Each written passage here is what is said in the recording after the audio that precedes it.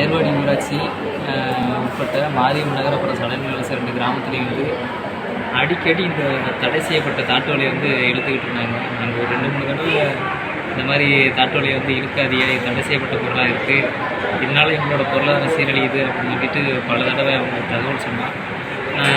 சில நேரங்களில் வந்து ஒரு 2-3 தடவை அவங்க எழுதி கொடுத்துருக்காங்க, நாங்கள் எதுவும் பண்ண மாட்டோம் அப்படின்னு. ஆனாலும் இந்த பிரச்சனை வந்து தொடர்ந்து வந்துக்கிட்டே இருந்துச்சு.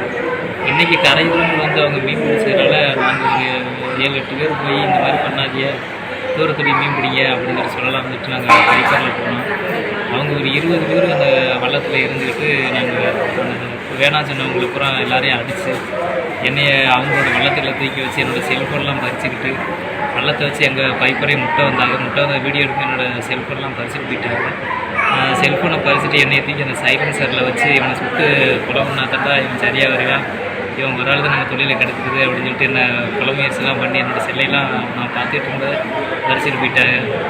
ஒரு 4-5 பேர் சேர்ந்து அடித்தாங்க. அது எனக்கு அடையாளம் நல்லா தெரியும், பேர்களும் தெரியும், கொஞ்சம் பேரோட பேர்கள் தெரியும், எனக்கு நல்லா பழக்கப்பட்ட இடம் அப்படிங்கிறதுனால இதை வந்து உடனடியாக நடவடிக்கை எடுத்து இந்த தடை செய்யப்பட்ட மடியை வந்து முற்றிலுமாக ஒழிக்கணும். எங்கள் ஊரில் வந்து இந்த மடி வளர்க்கக்கூடாது.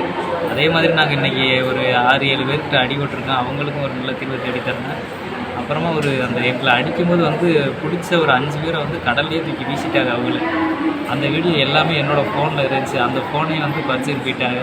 கடலில் வீசினது கொஞ்சம் நீச்சல் தெரிஞ்சதுனால ஏதோ இன்னொரு சிவாங்கிறவரோட பைப்பரை வந்து அவங்களையும் காப்பாற்றி கொண்டாந்து கரையில் சேர்த்தாங்க. நீந்த தெரியலனாக்க இன்றைக்கி 2-3 உயிரிழப்புகள் ஏற்பட்டிருக்கு.